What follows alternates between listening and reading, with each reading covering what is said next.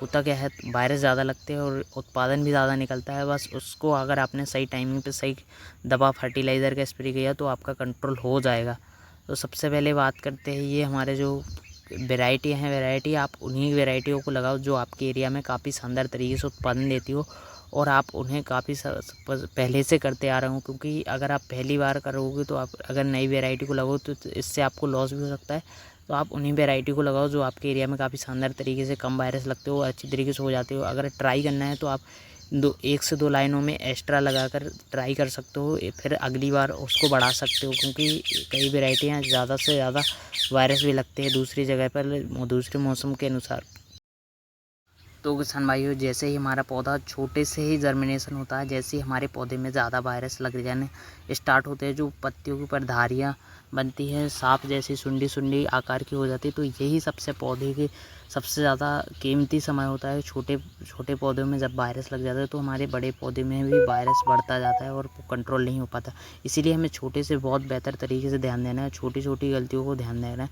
इसलिए हमें अच्छी तरीके से स्प्रे लेना चाहिए और अच्छी दवा का स्प्रे करना चाहिए। नहीं तो छोटे पौधे में अगर वायरस लग गया तो पूरी फसल तक ख़राब हो सकती है। तो इसीलिए हमने जो इस्तेमाल किया है हम वही आपको बताएंगे। तो हमने FMC बेनिविया का स्प्रे किया हुआ था, जिससे हमारी देख सकते हो पत्तियां काफ़ी शानदार अच्छी तरीके से ग्रोथ हुई, पत्तियों की साइज़ बढ़ी और इससे हमें लंबे समय तक सुरक्षा भी मिलती है और रस चूसक कीटों के अटैक भी थोड़ा कम होने लगता है। तो ये हमारा शुरुआती स्टेज होता है। जैसे ही हमारा 10 से 15 दिन का पौधा हो जाता है, 20 दिन का, तो हमारे पौधे में एक बार ज़रूर बेनिविया का स्प्रे करना। बहुत से लोग हैं जो एक ही खाद का इस्तेमाल करते हैं, DAP यूरिया। जैसे कि आपने बेसल डोज में DAP यूरिया डाल दिया और पोटाश डाल दिया, तो इसके बाद ड्रेंचिंग करने का समय होता है। जैसे हमारी पौधे 2 से 3-4 पत्तियों की निकल जाती है, तो हमें 10 दिन का पौधा हो जाता है, तब हमें जो है NPK 19-19 का ड्रेंचिंग लेना चाहिए और जो है होमिक एसिड से, जिससे हमारी पौधे की जड़ों की ग्रोथ भी काफ़ी शानदार होगी और ग्रोथ जैसे ही पौधों की होगी, तना मजबूत बनेगा, शाखाएँ ज़्यादा निकलेंगी और पौधा हरा भरा बने रहेगा, ज़्यादा लंबे समय तक अच्छी तरीके से तैयार होगा, पत्तियाँ काफ़ी शानदार निकलेगी और नई पत्तियों को जड़ों का विकास होगा। तो इसलिए हमें NPK 19-19 डालना है। ये हमें काम NPK 19 और होमिक एसिड ड्रेंचिंग लेना है। और ज़्यादा फंगस की समस्या आ रही है तो UPL साफ फंगिसाइड या मैनकोजेब ले सकते हो।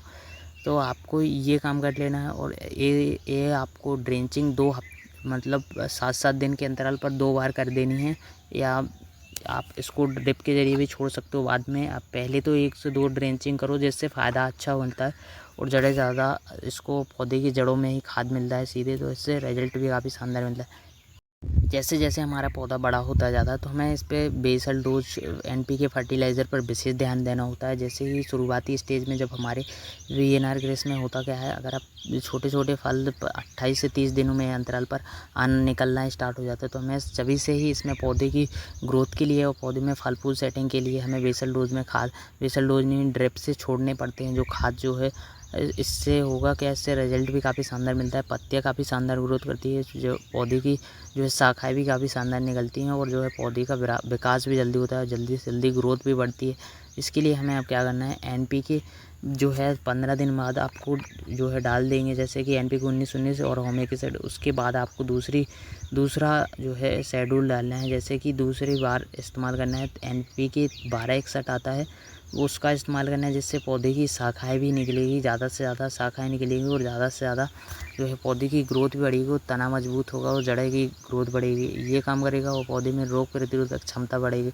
और उसी के साथ आपको 13-0-45 डाल देना है, जिससे हमारे पौधे में फलों की संख्या बढ़ेगी और फलों की मात्रा बढ़ाने में भी ज़्यादा से ज़्यादा मदद करेगा, फल को सेटिंग करने में मदद करेगा। तो इसीलिए हमारे पौधे में ज़्यादा से ज़्यादा फल फूल आएंगे और शुरुआती स्टेज में जो देखने को मिलता है फल फूल झड़ने की समस्या, वो आपको बिल्कुल भी नहीं मिलेगी। तो इसको आपको जैसे ही फूल निकलने के लिए तैयार होता है पौधा, उसके पहले ही हमें इसमें NPK फर्टिलाइज़र का इस्तेमाल करना होता है, जिससे हमें रिजल्ट भी काफ़ी शानदार मिलता है और हमारे फसल के लिए स्वस्थ और लाभदायक भी होता है। जिससे वायरस लगते हैं उनको काफ़ी ज़्यादा फ़ायदेमंद होता है वायरस को कंट्रोल करने में। वे जैसे ही हमारे जो पौधे में फल फूल सेटिंग हो जाते हैं, थोड़े थोड़े मतलब छोटे छोटे साइज़ के हो जाते हैं सेटिंग, तो उसके बाद हमें करने चाहिए जो है NPK 52-34 का स्प्रे भी कर देना है और 1 kg आपको नीचे से ज़मीन के जरिए भी छोड़ देना है। ऐसे आपको स्प्रे शेड्यूल आपको ज़रूर रखना है, 15 से हफ्ता में एक विशेष ध्यान जब देना होता है जब इसमें फूल आना स्टार्ट होता है। जब हमारी फसल 25 से 26 दिन के अंदर अल्पर होती है और 30 दिन के अंदर अल्पर होती है, तब ज़्यादा हमारे पौधे में वायरस का अटैक देखने को मिलेगा और जो है इसमें रस चूसक कीटों का अटैक पड़ेगा और ज़्यादा से ज़्यादा फल फूल झड़ने की समस्या आएगी। तो इस स्टेज में सबसे ज़्यादा ध्यान देने की ज़रूरत तब होती है, हमें फर्टिलाइज़र मैनेजमेंट बनाना होता है और इसमें रस चूसक कीटों के अटैक पर भी विशेष ध्यान देना होता है और फलों के गिरने, झड़ने, पीले होने, झड़ने की समस्या आती है, उस पर भी विशेष ध्यान देना होता है। तो हमें इसमें नीचे से भी फर्टिलाइज़र पौधे की जड़ों में भी डालने होते हैं और स्प्रे के तौर पर भी देने होते हैं, जिससे हमें बहुत बेहतर रिजल्ट मिलता है। तो किसान भाइयों, जैसे कि फल फूल आ रहे होते हैं और पीले होकर झड़कर ख़राब हो जाते हैं, तो इसके लिए बेस्ट दवा है कैल्शियम बोरोन और टॉनिक का भी इस्तेमाल करते रहो हफ्ते में एक बार, और हफ्ते में एक बार जो है इसमें NPK फर्टिलाइज़र का स्प्रे ज़रूर करते रहो, जिससे बहुत बेहतर शानदार रिजल्ट मिलता है। और फल फूल पीले पड़ रहे हैं, झड़कर ख़राब हो रहे हैं, तो इसके लिए आप ड्रिप के ज़रिए छोड़ो। NPK 0050 आपको ड्रिप के ज़रिए छोड़ना है और इसके बाद आपको पौधे पर स्प्रे लेना है, वो कैल्शियम 50 ग्राम और बोरोन 25 ग्राम, जिससे आपको बहुत ही शानदार रिजल्ट मिलेगा। नए फल फूल सेटिंग होंगे और फलों के साइज़ में काफ़ी शानदार ग्रोथ देखने को मिलेगी, फलों की साइज़ भी काफ़ी बढ़ेगी और चमक भी देखने को मिलेगी और ज़्यादा से ज़्यादा पौधे में शाखाएँ बनेंगी और पौधा स्वस्थ हरा भरा और पत्तियाँ काफ़ी शानदार तरीके से हरी भरी होगी। तो ये हो गया कैल्शियम बोरोन का, ये आपकी फसल में बहुत ही शानदार तरीके से काम करता है। आपको एक बार हफ्ते में कैल्शियम बोरोन कैल्शियम लेना है 1 kg और बोरोन लेना है 250 ग्राम, आपको ये डाल देना है, जिससे हमारी फसल में भी काफ़ी फ़ायदेमंद होगा। जब हमारे ज़्यादा फल फूल सेटिंग हो रहे हैं तो हमें ज़्यादा से ज़्यादा पौधे में ना माइक्रो न्यूट्रिएंट्स फर्टिलाइज़र की ज़रूरत होती है। अगर पौधे को सही से खाद को फर्टिलाइज़र माइक्रो न्यूट्रिएंट्स नहीं मिल पाएंगे तो हमारे पौधे जल्दी ख़राब होंगे और ज़्यादा से ज़्यादा वायरस लगेंगे और रस चूसक कीटों का अटैक ज़्यादा देखने को मिलेगा। लेकिन अगर जड़ों से ही पौधे स्वस्थ, मजबूत और हरे भरे रहेंगे तो हमारे पौधे में वायरस थोड़ा कम लगेंगे और रोग जल्दी से जल्दी कंट्रोल हो जाएंगे। तो देख सकते हो इस तरीके से हमारा जो है इसमें रस चूसक कीटों का अटैक हो रखा है और इसके लिए हमने जो है थ्रिप्स का अटैक ज़्यादा हुआ था, जिसके लिए मैंने इमिडाक्लोरोपिड 40% आता है, फिब्रोनिल 40% आता है, उसका स्प्रे किया था, जिससे हमें बहुत ही शानदार रिजल्ट मिला है। और इससे आपका जो है सफ़ेद मक्खी भी कंट्रोल हो जाएगा, थ्रिप्स भी कंट्रोल हो जाएगा, ये आपका आसानी से कंट्रोल हो जाएगा। और इसमें ऐसा नहीं है, आपको अगर आप दवा का स्प्रे करो तो उसी के साथ आप टॉनिक का इस्तेमाल करो और NPK फर्टिलाइज़र माइक्रो न्यूट्रिएंट्स का इस्तेमाल करो, जैसे जिंक, मैग्नीशियम सल्फेट और जो होगा सल्फ़र, ये स्प्रे करते हो तो इनका फ़ायदा बहुत ही शानदार होता है। ये हमारे पौधे के जो है अलग अलग तरीके के जैसे फंगस जनित रोगों को भी मारता है और पौधे की विकास में भी ज़्यादा से ज़्यादा विकास करता है और फलों की चमक पे भी काफ़ी शानदार होते हैं।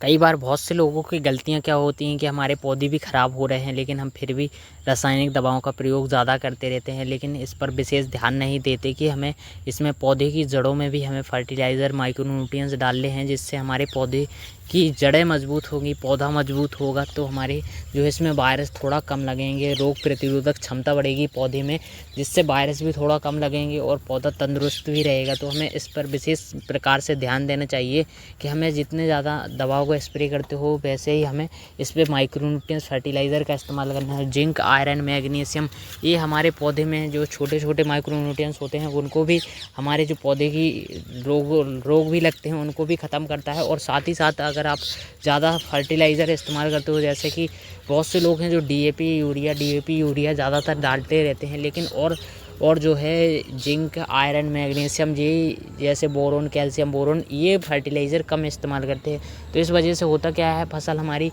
पत्तियां अच्छी भरी हरी भरी बनी रहती हैं, पौधा में झाड़ थोड़ा ज़्यादा बढ़ जाता है और इसमें उत्पादन हमें कम देखने को मिलता है। इसीलिए हमें तरह तरह की जो पौधे के लिए ज़रूरी माइक्रो न्यूट्रिएंट्स फर्टिलाइज़र हैं उनको ज़रूर डालना चाहिए। जैसे जिंक हो गया, हमारा पोटास हो गया, सबसे ज़्यादा ज़रूरत होती है पोटास की जब फल लगते समय और जब हमारे फल फूल सेटिंग हो जाते हैं और फलों की साइज़ को बड़ा करने में, फलों की मात्रा को इसी तरीके से कंटिन्यू, अगर 100 से 120 दिन हमारी फसल चलती है तो कंटिन्यू इसी तरीके से जो है जितने फल फूल आ रहा है उनको सेटिंग करने में मदद करता है हमारा पोटास।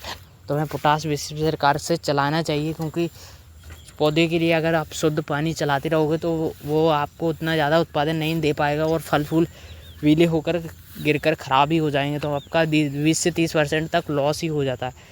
इसीलिए खीरा की फसल एक ऐसी फसल है जिसे आप कम समय में अच्छा पैसा कमा सकते हो। बस इसको सीखने की ज़रूरत है। हमें छोटे छोटे माइक्रो न्यूट्रिएंट्स फर्टिलाइज़र को समझना ज़रूरी है। और इसमें किसान भाइयों इसमें विशेष प्रकार की समस्या आती है, जो है डाउनी मिल्ड्यू और पत्तियां पीली पड़ने लगती हैं और पौधा ख़राब हो जाता है। तो इसमें अगर आप जो है अगर तरह तरह की जो छोटे छोटे माइक्रो न्यूट्रिएंट्स होते हैं, उनको अगर आप सही टाइमिंग पे सही डालते रहोगे तो आपको ये समस्याएं भी कम देखने को मिलेगी। जैसे पत्तियां पीली पड़ जाती हैं, पूरा पौधा ग्रोथ रुक जाती है। तो इस तरीके थ्रिप्स, वाइट फ्लाई और ये थ्रिप्स का अटैक, ये ज़्यादा रस चूसक कीट का अटैक होता है।